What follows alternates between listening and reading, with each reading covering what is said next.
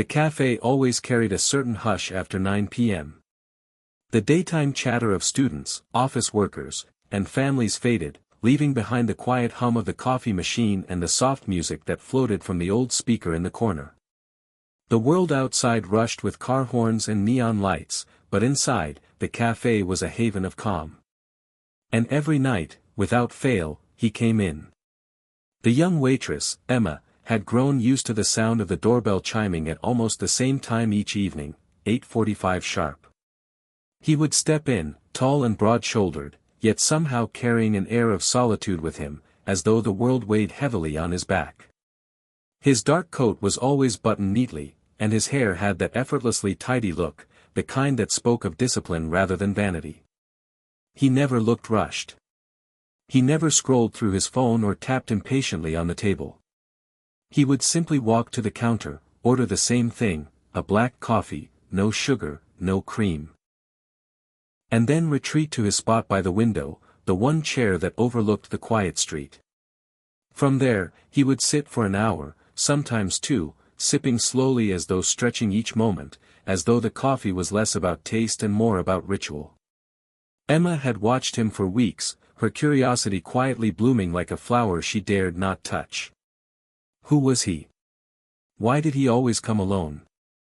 And why, of all the cafés in the city, did he choose theirs? Most customers were easy to read. Some were there to work on laptops, drowning themselves in deadlines. Others came with friends, laughter spilling across the tables. And then there were those who sought comfort, lonely people who needed warmth and company, even if it was just the presence of strangers around them. But him? He was different. His eyes seemed to hold shadows, as though he was looking at something far away that no one else could see.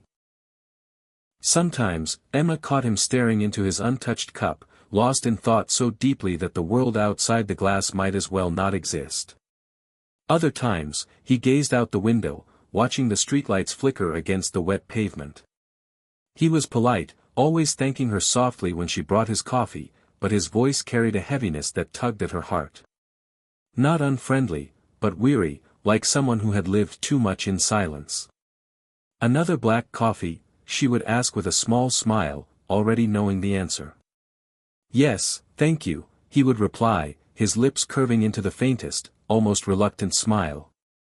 And that was the extent of it. Emma never pried. Customers had their own stories, their own secrets. Yet something about this man made her notice the little details, how his hands were steady but strong, how he never wore a ring though he looked old enough to have a family, how his eyes softened slightly whenever a child passed by the window outside. There was a loneliness about him that seemed out of place, as though loneliness had no right to sit on the shoulders of a man like him. He looked like someone who belonged in a boardroom, not a quiet café. Someone who should have been surrounded by people, not sitting in the same corner night after night. Still, Emma never asked. She just wiped down tables, restocked pastries, and occasionally let her gaze drift toward him when she thought he wouldn't notice. Little did she know, the man who came every night just for coffee wasn't simply passing the time. He was hiding from the weight of a world that once knew his name, hiding from a grief that refused to loosen its grip, hiding from a loneliness that money and power could never erase. And though Emma couldn't possibly guess it yet, she would soon be the one to change everything. It was a Thursday evening when the rhythm shifted. Emma had been wiping down the counter, glancing at the clock, when the familiar sound of the doorbell chimed.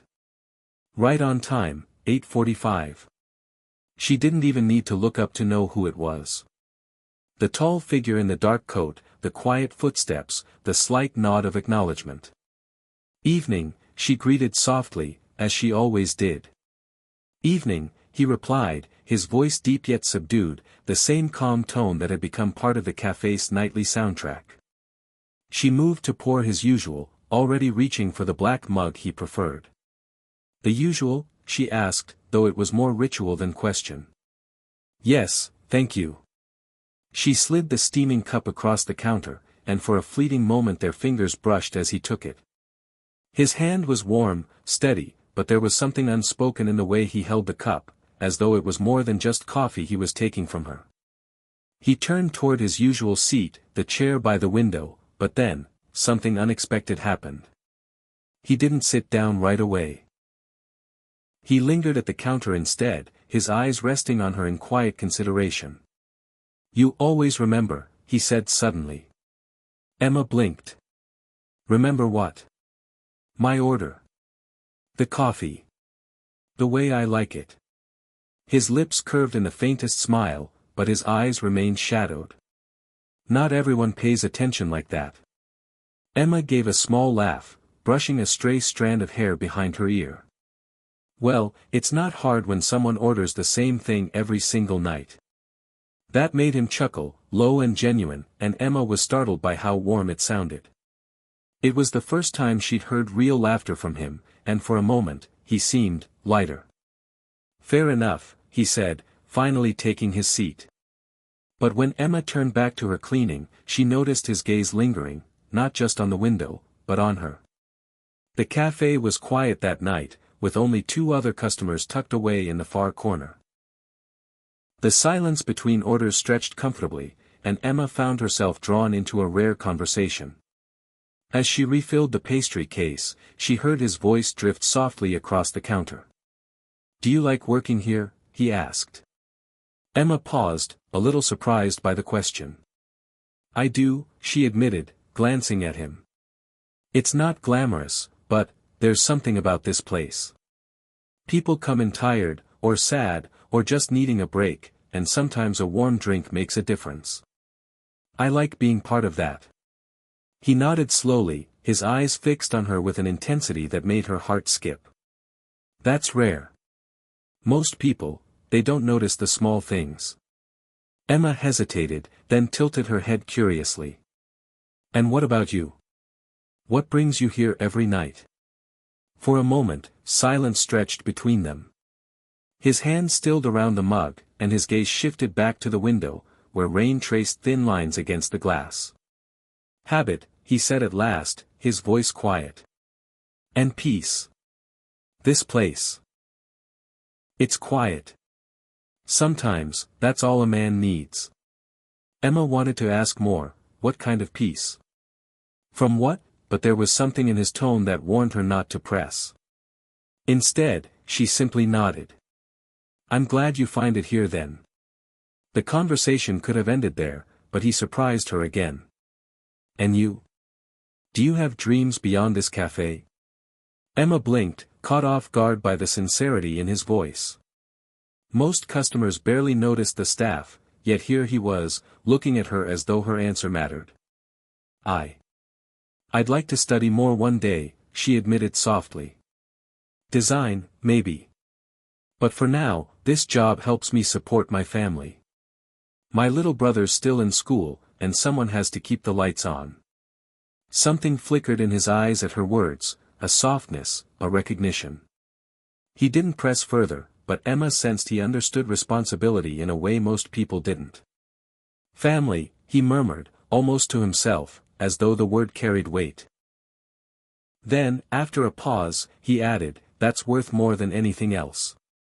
The way he said it made Emma wonder what he had lost, or perhaps, what he was holding on to. That night, for the first time, she realized that beneath his polished exterior and quiet rituals, this man wasn't just a stranger in a café. He was someone carrying a story. A story he hadn't told her yet. And as she watched him leave, his dark coat trailing behind him in the night air, Emma felt something she hadn't expected, curiosity, yes, but also a strange pull in her chest. She didn't know his name, or his past. But she knew this, she wanted to hear more of his voice. The rain came down heavier than usual that night, drumming against the café windows like a restless symphony.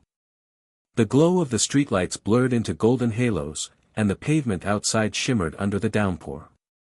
Inside, Emma stacked cups and wiped down tables, the café almost empty. She glanced at the window where he usually sat, but tonight his chair was empty. It was unusual. He rarely missed a night.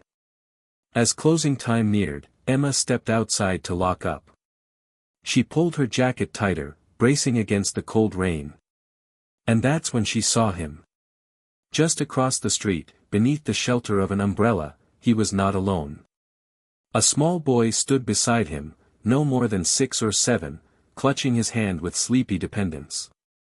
The child's dark hair stuck damply to his forehead, and his little backpack sagged against his shoulders. He looked tired, his small face pressed into his father's side. Emma froze, her keys clutched in her hand. For weeks, she had seen this man only as a solitary figure, a stranger who lived in silence and shadows. But here, under the glow of the rain-soaked streetlight, he was something else. A father. She watched as he bent down, adjusting the boy's coat, his large hand surprisingly gentle as he brushed the rain from his son's face. The boy mumbled something, too soft for Emma to hear, and the man gave a rare smile, warm, tender, so unlike the guarded expression he wore inside the café. For a moment, the weight he carried seemed to lift, replaced by a love so deep it almost made Emma's chest ache. The sight unsettled her. Not because it was strange, but because it was so human. She had wondered about his loneliness, about the reasons behind his nightly visits, but never once imagined that somewhere in his world was a child who depended on him. Her thoughts raced. Was he married? Did he have a family waiting at home? Or, was he raising the boy alone? The questions tangled in her mind, but more than curiosity, she felt something else stir, an ache of empathy. The little boy yawned and tugged at his father's hand, and together they began to walk down the glistening street.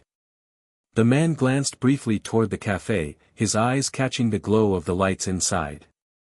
For the briefest heartbeat, Emma thought their gazes met through the veil of rain. She quickly looked away, her cheeks warming, as though she had intruded on a moment not meant for her. When she finally dared to glance back, they were gone, swallowed by the night.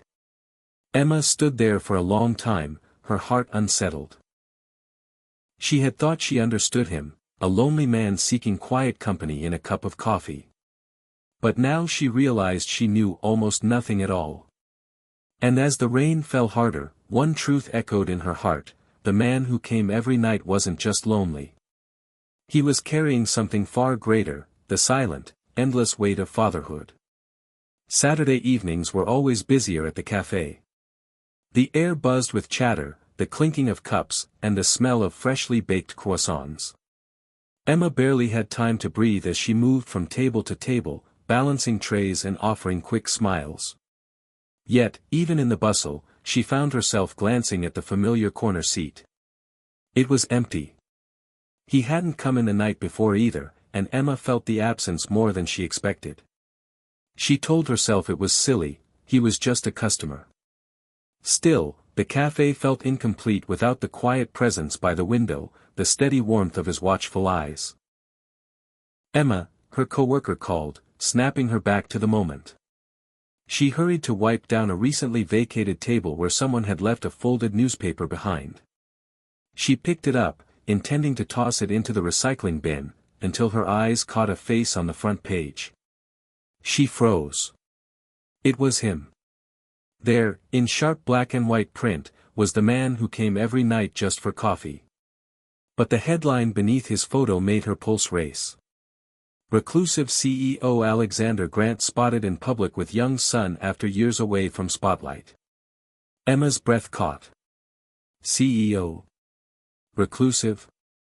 Alexander Grant. The words blurred together as she sank into the empty chair, staring at the page. The article painted a portrait far different from the quiet man who sipped black coffee in her café. It spoke of a business magnate whose fortune was whispered about in every corner of the city, a man whose company spanned industries from real estate to technology. A man once known for his brilliance, his empire, and his seemingly perfect family. Until tragedy struck. Emma's eyes scanned the words, her throat tightening as the story unfolded. His wife had passed away suddenly 3 years ago. The media frenzy had been relentless, following every whisper of his grief, every rumor about who would care for his son. And then, just like that, he had vanished from public life. No interviews, no appearances, no headlines. Only silence. Until now. Emma's heart pounded as she remembered the sight of him in the rain, holding his little boy's hand with such tenderness. It all made sense, the loneliness, the late-night visits, the weight in his eyes. He hadn't just been a quiet stranger. He had been hiding. She set the newspaper down, her hands trembling slightly. Suddenly, the coffee-stained rituals, the soft thank yous, the way he listened when she spoke, it all felt heavier, more meaningful. Behind every word, every glance, there had been a story she hadn't known. And yet, the strangest part wasn't shock. It was sorrow. Not for his wealth or his status, but for the loneliness that no fortune could mend. "Emma, are you okay?" her coworker asked, noticing her pale face. "I'm fine," she said quickly, folding the paper and setting it aside. But inside, her thoughts churned. All evening, she couldn't shake the revelation. She replayed every interaction in her mind, his careful way of speaking, his questions about her life, the way his gaze softened when children walked past. She realized now that beneath his silence had been a man searching, not for recognition or praise, but for something far simpler. Connection.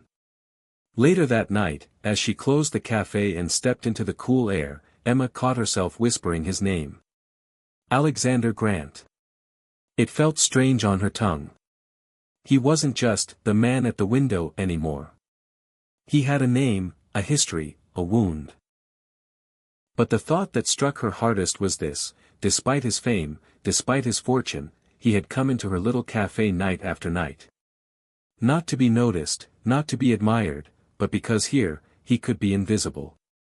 The next evening, the bell above the door chimed again. Emma's heart leapt before she even looked up. And there he was, Alexander. Dressed in his usual dark coat, his expression unreadable, yet his eyes lingered on her just a second longer than usual. For the first time, Emma wasn't just serving coffee to a stranger. She was standing before a man the world revered, yet who carried his heart like a fragile secret. And she decided, in that moment, that she wouldn't treat him like a headline. She wouldn't call him CEO or millionaire. To her, he would be the same quiet man who came every night just for coffee. The man who, perhaps, didn't want to be alone anymore. The familiar chime of the café doorbell rang, and Emma's pulse quickened before she even looked up. She knew that sound. There he was, Alexander. He stepped inside, tall and composed, though there was a hesitation in his movements tonight. The drizzle had dampened his dark coat, droplets clinging to his shoulders. For a moment, he stood at the entrance, almost as if unsure whether he belonged there anymore. Emma gave him the same gentle smile she always did, but now it carried something deeper. "Evening," she said softly. His lips curved faintly. "Evening." He made his way to the window seat, his window seat, and Emma poured his black coffee without asking. When she set it down in front of him, she lingered just a little longer. "Long day?" she asked gently. He looked up, his eyes shadowed but steady. "You could say that." His hand rested on the mug, fingers tracing the rim as though searching for steadiness.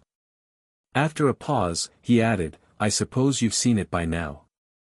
Emma didn't need to ask what he meant. She nodded once. Yes. For a heartbeat, silence hung between them. But Alexander didn't retreat into his usual guardedness. Instead, he gave a weary smile that looked more like surrender than amusement. "Most people only see the headlines. They don't see me." Emma's voice softened. "I see the man who comes here every night, just looking for a little peace. Not the CEO. Not the millionaire. Just, you." Something flickered in his eyes, and for the first time, he seemed truly present, not watching the rain outside, not lost in some heavy thought, but here, with her. "You love your son," Emma said, her voice barely above a whisper. She remembered the way he bent to fix the boy's coat in the rain, the tenderness in his smile. Alexander's expression softened. "He's everything," he said quietly. "The only piece of my world that still matters."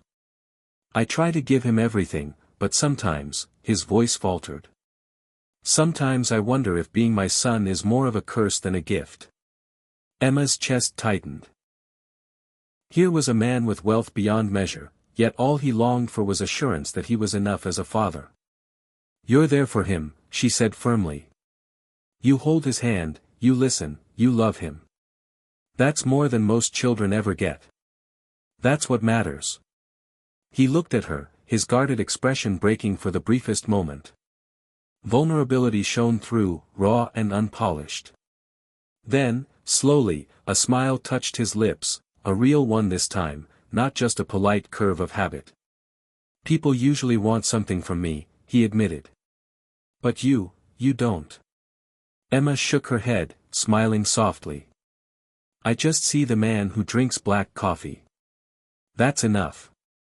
The silence that followed wasn't empty. It was full, of understanding, of something unspoken but real. For the first time since she'd met him, Alexander seemed lighter, as though a weight had shifted from his shoulders. They spoke for a while longer, about little things, ordinary things. Emma told him about her younger brother's dreams of becoming an engineer. He shared how his son had recently insisted on reading the same bedtime story 3 nights in a row. The conversation wasn't grand or dramatic, but it was honest. And in its honesty, it felt profound. When closing time came, Alexander stood, slipping his coat back on. But instead of leaving right away, he paused, his gaze steady on Emma. Thank you, he said quietly. For treating me like a person, not a headline. Emma's smile was warm, steady. You don't have to be alone anymore. For a long moment, he held her gaze, something unspoken passing between them. Then, with a small nod, he stepped into the drizzle, his stride somehow lighter than when he'd entered. Emma watched from the window until he disappeared into the night. She didn't know what tomorrow would bring, whether he'd return with his son, whether he'd keep coming night after night. But she knew this. The man who once came only for coffee had found something more. And maybe, just maybe, so had she.